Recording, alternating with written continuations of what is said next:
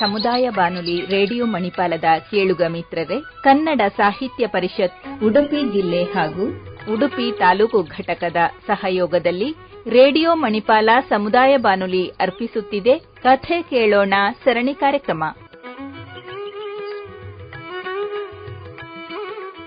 ಇಂದಿನ ಕಥಾವಾಚಕರು ಸಾಹಿತ್ಯಾಸಕ್ತರು ಮತ್ತು ಶೀಘ್ರ ಲಿಪಿಕಾರರಾದ ಪುಷ್ಪಾ ಪ್ರಸಾದ್ ಉಡುಪಿ. ಎಲ್ಲರಿಗೂ ನಮಸ್ಕಾರ. ನಾನು ಓದುತ್ತಿರುವ ಕಥೆಯ ಶೀರ್ಷಿಕೆ ನಿನ್ನ ತುಟಿಯಲ್ಲಿ ಸುಡೋ ಸಿಗರೇಟ್.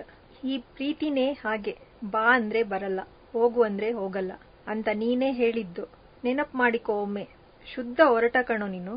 ನನ್ನ ಬೆನ್ನ ಹಿಂದೆ ಬಿದ್ದು ನನ್ನ ಹೃದಯ ಕದ್ದವನು ನೀನೇ ತಾನೆ. ಈಗ ಆ ಹೃದಯ ಕಾಯುತ್ತಿದೆ ಎಂಬ ಅರಿವು ನಿನಗಿಲ್ಲದೆ ಹೋದರೆ ಏನರ್ಥವೋ?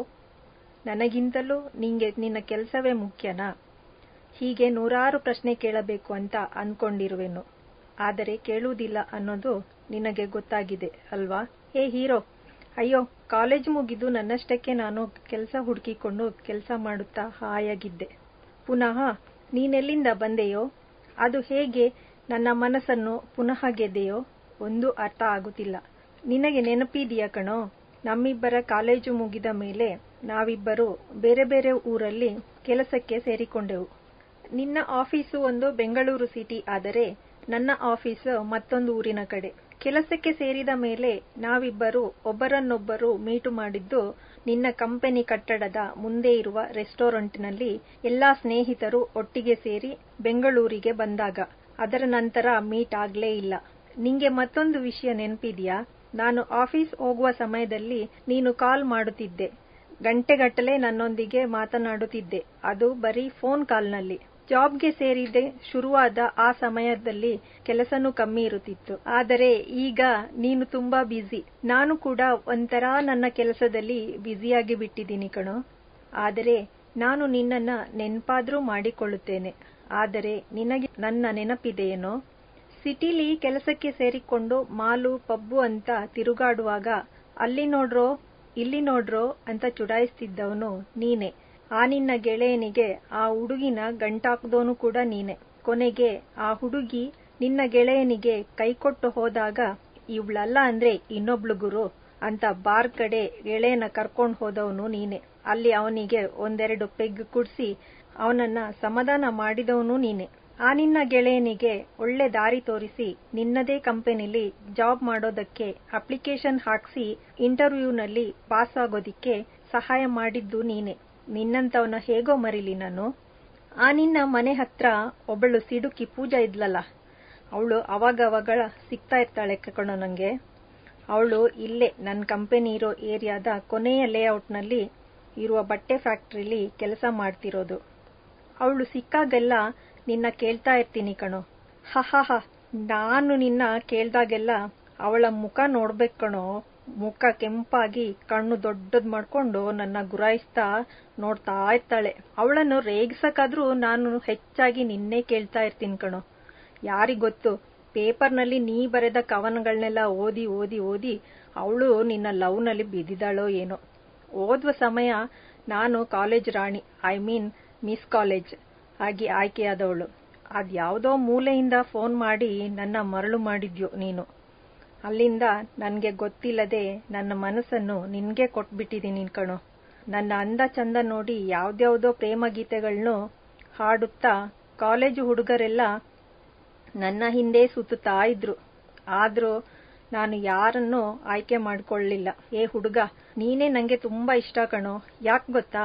ಹಾಗೆ ಸುಮ್ನೆ ನೋಡಿದ್ರೆ ನೇರವಾಗಿ ಇರಿಯುವ ಆ ನಿನ್ನ ಕಣ್ಣುಗಳು, ಯಾರಿಗೂ ಕಾಣಿಸದಂತೆ ಕಾಲೇಜ್ ಕ್ಯಾಂಪಸ್ ಹತ್ರ ಇದ್ದ ಆ ಗೂಡಂಗಡಿ ಇತ್ತಲ್ಲ, ಅದರ ಮರೆಯಲ್ಲಿ ನಿಂತು ಯಾವಾಗ್ಲೂ ನೀನು ತುಟಿಯಲ್ಲಿ ಇಟ್ಕೊಂಡು ಆ ಸಿಗರೇಟ್ ಅನ್ನ ಸೇರ್ತಿದ್ಯಲ್ಲ ಅಷ್ಟೇ.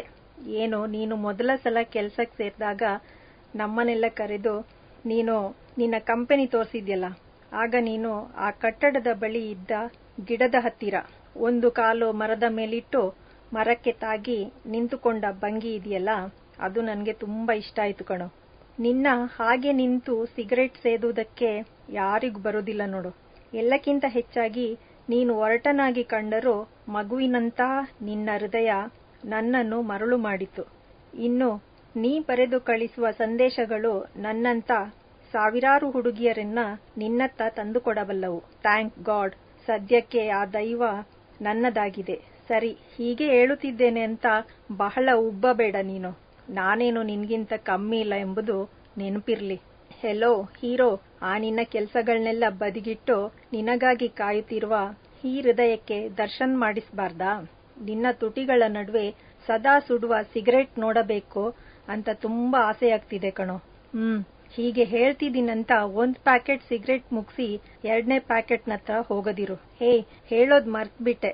ನೀ ಬರೆದು ಕಳಿಸಿದ ಒಂದು ಕವನ ಮೊನ್ನೆ ರವಿವಾರದ ದಿನಪತ್ರಿಕೆಯಲ್ಲಿ ಪ್ರಕಟವಾಗಿತ್ತು. ನೋಡಿದೆ ಕಣೋ, ಅದನ್ನ ತುಂಬಾ ಚೆನ್ನಾಗಿತ್ತು. ಅದು ನನ್ಗೋಸ್ಕರ ತಾನೇ ನೀನು ಬರ್ದಿದ್ದು? ಬರ್ದಿರ್ತು ಬಿಡ್ಯ, ತುಂಬಾ ಚೆನ್ನಾಗಿದೆ ಅಂತ ನಾನು ಹೇಳಲ್ಲ. ಯಾಕೆ ಅಂದ್ರೆ ನೀನು ಬರೆದ ಯಾವ ಕವನಗಳು ತಾನೇ ಚೆನ್ನಾಗಿರೋದಿಲ್ಲ. ಈ ಕವನದ ಸಾಲುಗಳನ್ನು ಕೂಡ ಅದೆಷ್ಟೋ ಹುಡುಗರು ಹುಡುಗಿಯರಿಗೆ ಲವ್ ಲೆಟರ್ ಕೊಟ್ಟು ಲವ್ ಮಾಡ್ತಾರೋ ಏನೋ ನಾ ಕಾಣೆ. ಕದ್ದು ಮುಚ್ಚಿ ನೀನನ್ನ ನೋಡಿದಾಗ ಮನದಲ್ಲಿ ಪ್ರೇಮ ರಾಗ ಮೀಟಿತಾಗ. ಕದ್ದು ಮುಚ್ಚಿ ನೀನನ್ನ ನೋಡಿದಾಗ ಮನದಲ್ಲಿ ಪ್ರೇಮ ರಾಗ ಮೀಟಿತಾಗ. ಹರಿಣಿಯಂತೆ ಸೆಳೆವ ನಿನ್ನಂದ ಸವಿದಾಗ ನಿನ್ನ ಸ್ಪರ್ಶದಿ ಬೆರೆತು ಈ ಜಗವ ಮರೆತಾಗ. ಹರಿಣಿಯಂತೆ ಸೆಳೆವ ನಿನ್ನಂದ ಸವಿದಾಗ ನಿನ್ನ ಸ್ಪರ್ಶದಿ ಬೆರೆತು ಈ ಜಗವ ಮರೆತಾಗ. ಈ ಸಾಲುಗಳು ನನಗೆ ತುಂಬಾ ಇಷ್ಟ ಆದೋ ಕಣೋ. ಹೇಳೋ ಹೊರಟ, ಯಾವಾಗ ಬರ್ತೀಯ ಊರಿಗೆ? ನಿನ್ನ ತುಟಿಯಲ್ಲಿ ಆ ಸುಡೋ ಸಿಗರೇಟ್ ನೋಡಬೇಕೆಂಬ ಆಸೆ ತುಂಬಾ ಆಗಿದೆ ಕಣೋ. ಅದನ್ನೇ ನೋಡುತ್ತಾ ನಿನ್ನೆದೆಯಲ್ಲಿ ಶಿರವಿಟ್ಟು ಪ್ರೀತಿಯ ಲೋಕದಲ್ಲಿ ತೇಲುವ ಆಸೆ. ಬೇಗ ಬಂದ್ಬಿಡು, ಬಾಗಿಲ ಬಳಿ ನಿಂದು ನಿನಗಾಗಿ ಕಾಯುತ್ತಿರುವೆ. ಇಂತಿ ನಿನ್ನವಳು ನಿನ್ನ ಹೃದಯದರಸಿ. ನನ್ನ ಮುಂದಿನ ಕಥೆಯ ಶೀರ್ಷಿಕೆ ಸರ್ಕಾರಿ ಕೆಲಸ. SSLC ಮುಗಿಸಿ ಕಾಲೇಜಿಗೆ ಹೋಗಿ ಓದ್ಲೇಬೇಕಂತ ಕಷ್ಟಪಟ್ಟು ಅಪ್ಪ ಕಾಲೇಜಿಗೆ ಸೇರ್ಸಿದ್ರು. ಏನೇ ಆಗ್ಲಿ ನಾ ಓದಿಸ್ತೀನಿ, ನೀ ಡಿಗ್ರಿ ಮಾಡಿ ಒಳ್ಳೆ ಸರ್ಕಾರಿ ಕೆಲಸಕ್ಕೆ ಸೇರ್ಕೊಂಡು ಸಮಾಜಕ್ಕೆ ಮಾದರಿಯಾಗಬೇಕು ಎಂದು ಹೇಳುತ್ತಿದ್ದ ಅಪ್ಪ ಒಂದು ಕಡೆ, ನನಗೆ ಏನಾದ್ರೂ ಸರಿ, ಹೇಗಾದ್ರೂ ಸರಿ, ಮಾಸ್ಟರ್ ಡಿಗ್ರಿ ಮಾಡಿ ಬೆಂಗಳೂರಿಗೆ ಹೋಗಿ ಸಾಫ್ಟ್ವೇರ್ ಕಂಪನಿಯಲ್ಲಿ ಲಕ್ಷ ಸಂಬಳ ಸಿಗುವ ಕೆಲಸ ಸೇರಬೇಕು ಅನ್ನೋ ಕನಸು.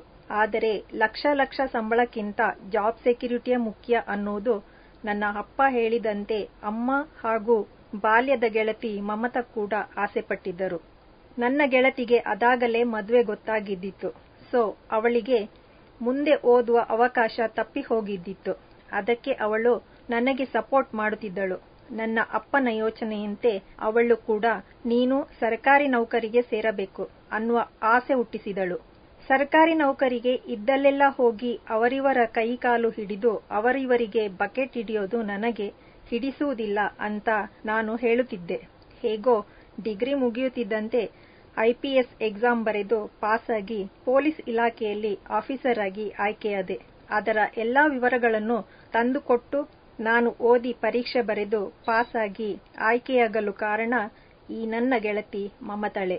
ಅವಳ ಒತ್ತಾಯಕ್ಕೆ ಮಣಿದು ಕಷ್ಟಕರವಾದ ಆಯ್ಕೆ ಪ್ರಕ್ರಿಯೆ ನಡೆದರೂ ಯಾವುದೇ ಲಂಚ ಕೊಡದೆ ಪೊಲೀಸ್ ಆಫೀಸರ್ ಹುದ್ದೆಗೆ ಆಯ್ಕೆಯಾದೆ. ನನಗೆ ಸರ್ಕಾರಿ ನೌಕರಿ ಸಿಕ್ಕಿದ ಸಂತೋಷವನ್ನು ನನಗಿಂತ ಹೆಚ್ಚಾಗಿ ನನ್ನಪ್ಪನೇ ಹಂಚಿಕೊಂಡಿದ್ದು ಖುಷಿಯಲ್ಲಿ ಕುಣಿದಾಡಿದರು. ಊರಿಗೆಲ್ಲ ನನ್ನ ಮಗಳು ಪೊಲೀಸ್ ಇಲಾಖೆಗೆ ಆಯ್ಕೆಯಾಗಿದ್ದಾಳೆ, ಆದರೆ ಪೊಲೀಸ್ ಆಫೀಸರ್ ಅನ್ನುತ್ತಾ ಹೆಮ್ಮೆಯಿಂದ ಮೀಸೆ ತಿರುವುತ್ತಾ ಓಡಾಡುತ್ತಿದ್ದರು. ಅಮ್ಮ ಅಂತೂ ಊರಿಗೆಲ್ಲ ಹಬ್ಬದ ಊಟ ತಯಾರಿಸಿದ್ದಳು. ನೇಮಕಗೊಂಡ ಮೇಲೆ ಕೆಲವು ತಿಂಗಳ ಕಾಲ ತರಬೇತಿಗೆ ಕಳುಹಿಸಲಾಯಿತು. ಕಠಿಣ ತರಬೇತಿ ಮುಗಿಸಿ ಮುಂದಿನ ಕರ್ತವ್ಯಕ್ಕೆ ನೇಮಿಸುವ ಮೊದಲು 1 ವಾರದ ರಜೆಯಲ್ಲಿ ಮನೆಗೆ ಬಂದೆ. ವಾಪಸ್ ಹೊರಡುವಾಗ ಹಿಂದಿನ ದಿನ ನನ್ನಪ್ಪಮ್ಮ, ಮಗಳೇ, ಸರ್ಕಾರಿ ಕೆಲಸ ದೇವರ ಕೆಲಸ, ಯಾರಿಗೂ ಅನ್ಯಾಯ ಮಾಡಬಾರದು, ಯಾರಿಗೂ ಹೆದರಿಸಿ ಏನನ್ನೂ ಕಿತ್ಕೋಬಾರದು, ಆಫೀಸರ್ ಎಂಬ ಅಧಿಕಾರದ ದರ್ಪದಲ್ಲಿ ಮಾತನಾಡಬಾರದು, ಎಲ್ಲರನ್ನೂ ಪ್ರೀತಿ ಗೌರವದಿಂದ ಕಾಣಬೇಕು, ನಿನಗಿಂತ ಹಿರಿಯವರಿಗೆ ಗೌರವ ಕೊಟ್ಟು ಮಾತನಾಡಿಸಬೇಕು, ಅಧಿಕಾರಕ್ಕಿಂತ ಪ್ರೀತಿ ಮಾನವೀಯತೆಯೇ ಶಾಶ್ವತ ಅನ್ನುವ ಮಾತನ್ನು ಹೇಳಿ ಹರಸಿ ಕಳಿಸಿದ್ದರು. ಮರುದಿನವೇ ಕರ್ತವ್ಯಕ್ಕೆ ಹೋಗಿ ಸೇರಿಕೊಂಡೆ. ಜೊತೆಗೆ ಸಿಬ್ಬಂದಿಯವರೊಂದಿಗೆ ಉತ್ತಮ ಬಾಂಧವ್ಯ ಬೆಳೆಸಿಕೊಂಡಿದ್ದ ನಾನು ಸರ್ಕಾರಿ ನೌಕರಿಯಲ್ಲಿ ಸುಖವಿದೆ, ನೆಮ್ಮದಿ ಇದೆ ಅನ್ನುವ ನನ್ನ ಗೆಳತಿ ಮಮತಾ ಹೇಳುತ್ತಿದ್ದ ಮಾತನ್ನು ನೆನೆಸಿಕೊಳ್ಳುತ್ತಿದ್ದೆ. ವಾಸ ಮಾಡಲು ತೊಂದರೆ ಇಲ್ಲದ ಕ್ವಾರ್ಟರ್ಸ್ ಕೊಟ್ಟಿದ್ರು. ನೀರು ಕರೆಂಟಿಗೆ ಏನೂ ತೊಂದರೆ ಇರಲಿಲ್ಲ.